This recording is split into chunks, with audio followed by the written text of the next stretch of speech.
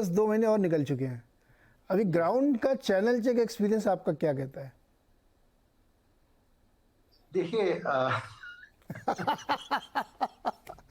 और ये भी एक बात मैं कहूंगा हाँ। कि शायद गवर्नमेंट यही नंबर को रिवाइज भी करे by end of the year, क्योंकि हाँ। वो भी हर बार होता है ना बिल्कुल। कि तो हमारा इंडिया में डेटा कलेक्शन और ये इतना परफेक्ट सिस्टम नहीं है। हम्म। वक्त लगता है, एडजस्टमेंट लगता है। तो मेरे ख्याल में उतना ज्यादा उस डेटे के ऊपर हमें उतना ध्यान नहीं देना है। ब्रॉड लेवल पे अरे 6% से 7% से 3% गिर गई, ऐसी बात से ध्यान रखना चाहिए। ये थोड़ा आगे पीछे वाली बात ये चलनी चाहिए। सेकंड बात जो हम कह रहे हैं ना, देखिए अग्री में हम कह रहे हैं कि बहुत कम है, मगर अगर फूड इन्फ्लेशन हाई है तो समझिए कि अग्री में जो इनकम्स उसके कारण बढ़नी चाहिए, तो शायद वो फ्यूचर में आके डिमांड को बढ़ेगी।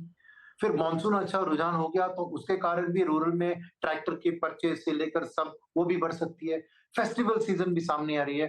तो मेरे ख्याल में एक डेटा पॉइंट को हमें एक कंटिन्यूइंग बेसिस पे देखना चाहिए कि इस क्वार्टर में क्या रिफ्लेक्ट हो रहा है, अगले क्वार्टर की क्या। जैसे आपने कहा आधा क्वार्टर तो चल चुका है, तो अब मार्केट ऑलवेज आगे सोच रही है, तो उनको शायद अभी नेक्स्ट डेटा उनको देखना चाहिए कि क्वार्टर की अर्निंग सीजन, क्योंकि अर्निंग सीजन के रिजल्ट्स आते हैं जीडीपी के पहले ही, तो उसी से इकोनॉमिस्ट बनाते हैं एक तरह का projected GDP for next quarter ना। और मैंने कहूंगा कि इकोनॉमिस्ट की projection was closer to reality than RBI projection. तो ये बात क्योंकि उनके पास कंपनियों का डेटा ऑलरेडी आ चुका है और उससे वो मायना लगा रहे ना। तो मेरे ख्याल में ये नॉर्मल ऑनलाइन चीजें, ये कोई खास इस क्वार्टर के लिए अलग बात नहीं है। खाली इलेक्शन एक वन ऑफ इवेंट था और समर बहुत भारी था, तो उसके कारण थोड़ी बहुत दिक्कत आई। उसके अलावा मैं कहूंगा कि अगले क्वार्टर का पिछले साल सेम क्वार्टर के साथ कंपेयर करना ठीक होगा, लाइक होगा। यहाँ पे उतना नहीं था, लास्ट ईयर फर्स्ट क्वार्टर में इलेक्शन नहीं था, तो वो लाइक टू लाइक कंपेरिजन अगले क्वार्टर के बहुत और भी मीनिंगफुल रहेगा। ओके। टक्कर से थोड़ा इसको मैं आपसे और समझता हूँ। अभी हम लोग जब मार्केट को देखते हैं तो उसमें बहुत सारी जो कंपनीज B2C सेगमेंट में है वो हमें ये बताती हैं कि रूरल डिमांड पिकअप हो रही है। अर्बन में जो प्रीमियम डिमांड है वो स्टेबल है, जैसे पहले चली थी कोविड के बाद से धुआंधार वैसी चल रही है। लेकिन अर्बन की जो इकोनॉमिक डिमांड है, इकोनॉमी सेगमेंट वाली, वो बहुत अच्छी नहीं है, लेकिन रूरल में पिकअप आया है। अब इसको मैं इन टर्म्स में आपसे समझने की कोशिश करूं कि पिछले 2 महीने में, ये चूंकि ये नंबर तो अब 3 महीने पुराने हैं, लास्ट 2 मंथ्स में आपने ग्राउंड पे क्या देखा है? क्योंकि बहुत सारी कमेंट्री डाइवर्स भी हैं, कुछ लोग कह रहे हैं कि नहीं थोड़ी दिक्कत भी है इकोनॉमी में। देखिए, आप जो कह रहे हैं मैं काफी हद तक उससे सहमत हूँ। हम जिक्र करते हैं दोनों का, अर्बन का और रूरल इकोनॉमी का। अर्बन के अंदर थोड़ा सा ठहराव सा आ गया है। उसका एक इंडिकेटर होता है, जैसे हम कहते हैं पैसेंजर ऑटो सेल्स। अगर हम देखें तो उसमें काफी गिरावट आई है। तो एक एक एक, एक बड़ा ब्रॉड सा इंडिकेटर है, it can be the only indicator, लेकिन एक उससे एक आइडिया मिलता है। और जो लोगों की इनकम लेवल्स हैं, जो डाटा आ रहे हैं, उसमें लग रहा है कि वो इनकम अभी स्टेगनेट हो गई हैं, जो इंक्रीज हो रहा था वो नहीं हो रही। अब बात आती है रूरल डिमांड की। अभी एक्सपेक्टेशन भी यही है कि जो रूरल डिमांड है वो हमारी इकोनॉमी को या जीडीपी की ग्रोथ को सस्टेन करेगी। उसके लिए अभी जो जैसे मैंने पहले जिक्र किया, मानसून का जो इस बार ही है, अच्छा मानसून आया है, लेकिन उसका अनइवन जरूर है और कई जगह जैसे फ्लड वगैरह जैसे हम देख रहे हैं, गुजरात में काफी हालात खराब हैं। उस पर कितना असर रहेगा, आई थिंक इस पे फर्क पड़ेगा। ये जो हम 2 महीने की बात कर रहे हैं, इसमें ये कुछ चैलेंजेस आए हैं।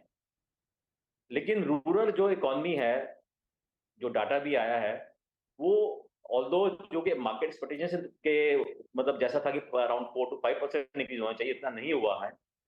लेकिन फिर भी ग्रोथ है, जैसे आपने बताया, अगर हम क्वार्टर टू क्वार्टर देखें तो वो 0.7 से 0.6 या 7 से 2% इस बार जो है उसमें आया है। तो वो अगर वो ग्रोथ को ये मोमेंटम मेंटेन होता है तो वो एक इकोनॉमी को पुश देगा। और जो रूरल डिमांड है, काफी उसका एक वेट रहता है हमें ग्रोथ को उसको सस्टेन करने में। तो होपफुली आने वाले ये जो 1 महीना रह गया है और जो अगला क्वार्टर है, जैसे दूसरे वक्ता ने बताया कि फेस्टिवल सीजन भी है, तो थर्ड क्वार्टर आई थिंक काफी अच्छा चलना चाहिए। ओके, अच्छा चले। सुशांत, आपको कैसा लग रहा है? क्या नंबर में कोई आगे जाते हो? अगर इसी नंबर को एक्सट्रापोलेट करें, मान लीजिए एक्सेल में डाल दीजिए इसी को नंबर को, तो आपको दिखेगा। लेकिन मैं ये सवाल इसलिए पूछ रहा हूँ क्योंकि 2 महीने में बहुत सारी चीज़ें बदली हैं। ग्राउंड पे आप जाके देखेंगे तो आपको पीवी सेल्स के नंबर अलग दिखेंगे, टू व्हीलर के नंबर में बहुत अच्छी ग्रोथ दिखेगी। हालांकि अभी भी वो प्री कोविड से 85% पे ही पहुंचे हैं, उसको ब्रीच नहीं कर पाए हैं।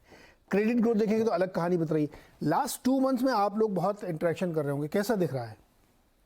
तो first and foremost thing is India का इंट्रा ग्रोथ एक है। For example in house consumption काफी बढ़ा है, एंड प्लस द एक्सपोर्ट। हम लोग इस इंटर एपिसोड में थोड़ा सा हमें ये रखना कि बहुत सारे जगह में बीट यूएसएसआर यूक्रेन वॉर लीजिए या कुछ भी लीजिए, Russia Ukraine, most of the time India का एक्सपोर्ट बढ़ा हुआ है because global economy is unstable, India economy बहुत स्टेबल है। उसी की वजह से बहुत सारे जगह में आप देख सकते हैं कि इंडिया का इन हाउस जो होम ग्रोन ग्रोथ है बहुत बढ़ा हुआ है। It includes agro, it includes manufacturing, retail and across. तो ये वाला चीज आपको जो आप कह रहे हो जरूर इसमें चेंजेस आया हुआ है, and it definitely it's going to affect. And plus हमारा जो एफडीआई का जो बेनिफिट मिला है इंडिया को, again I am telling you, because India economy is going in one sided, बाकी सारे इकोनॉमी अलग तरीके से जा रहा है। It's because of this and lots of influx of NRI investments in India, and that has given rise to the price challenges and price competitive price also. उसके वजह से कंजप्शन बहुत हाई हुआ है। आप किसी भी सेक्टर ले लीजिए, नॉट ओनली एग्रो, आप रिटेल ले लीजिए, आप मैन्युफैक्चरिंग ले लीजिए, आईटी ले लीजिए, हमारा जो इस तरीके से जो ग्रोथ बहुत ज्यादा बढ़ा हुआ है इसमें नंबर आपको और भी बढ़ोतरी दिखेगा 1-1.5 महीने का। पंकज, ये इकोनॉमिक बातें बहुत हो गई, अब आते हैं मार्केट पे। आप लोग कहते हैं हमेशा कि 6 महीने आगे देख के चलता है मार्केट, तो ये जो नंबर आए हैं इसको देख के मार्केट चल रहा है या लिक्विडिटी के दम पे चल रहा है? पंकज जी।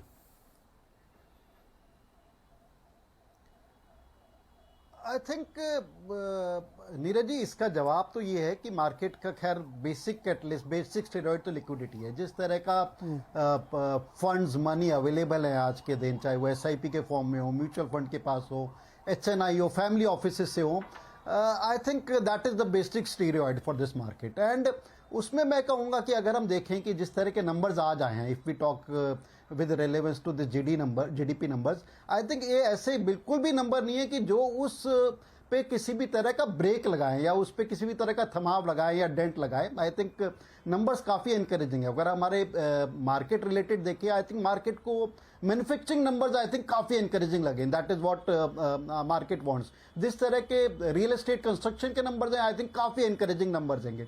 माइनिंग के नंबर्स काफ़ी एनकरेजिंग नंबर है। तो अगर हम मार्केट के व्यू पॉइंट से देखें, आई थिंक इन 3-4 नंबर्स की ज़्यादा रेलेवेंस है इक्विटी मार्केट को, बजाय से सर्विसेज नंबर के, एग्री नंबर्स के, जो कि एक एक्सपेक्टेड थे कि एक डाउनवर्ड टिक देखने को मिलेगा। उसके अलावा हमारे को नहीं भूलना चाहिए कि जो पिछले 2 महीने रहे हैं, जो इस नंबर में डाटा नहीं दिख रही, या आने वाले जो 2-3 महीने हैं, जिस तरह की बड़ी अच्छी मॉनसून्स हमारे देश को देखने को मिली है, इसकी ज़रूर आने वाले वक्त में हमारे को एक पॉजिटिविटी देखने को मिलेगी। फेस्टिवल सीजन आने वाले वक्त में देखने को मिल रहा है। और अगर हम देखें कि पिछले 1-1.5 महीने से ही, मैं अभी आज के फिगर जी फ्लैश आउट होते हुए देख रहा था, इवन एफआईज के नंबर अब स्पोरेडिकली काफ़ी डिसेंटली पॉजिटिव होने लगे। अगर आज का नंबर देखें, 5,000 करोड़ की एफआई की तरफ से बाएंगे। So domestic plus FI, I think liquidity का जो एक कॉम्बिनेशन हैगा, ये कॉम्बिनेशन काफ़ी पॉजिटिव है। और जिस तरह Q1 नंबर्स आए हैं हमारे इंडस्ट्री के, काफ़ी एनकरेजिंग नंबर्स थे। Only thing that what is happening is, जो कि एक डेफिनेटली एक बुलिश मार्केट में होते हैं, एक चर्निंग चल रही है, सेक्टर चर्निंग चल रही है, स्टॉक चर्निंग चल रही है। And it is not a very serious rocket science to visualise की चर्निंग कहाँ का पैसा कहाँ शिफ्ट हो रहा है। तो अगर उस चर्निंग में अगर आप सही क्वार्टर में, सही सेक्टर्स में हैंगे, तो you are still in for very decent beautiful ride in this stock market. और मेरे को नहीं लगता कि अभी ऐसा वक्त आ गया है कि हम मेजर पैसा मार्केट में प्रॉफिट बुक करके कैश इन हैंड में बैठे। ठीक है, चर्निंग करनी चाहिए, you should rotate your portfolio, but अभी मेरे को नहीं लगता बिल्कुल भी ऐसा वक्त है या ऐसी हिम्मत है कि one should sit outside with cash अपना प्रॉफिट बुक करके। So I think heydays, good days और जैसा कि अभी दिन में प्रधानमंत्री कह रहे थे, I think best days, best months are still to come for the equity market.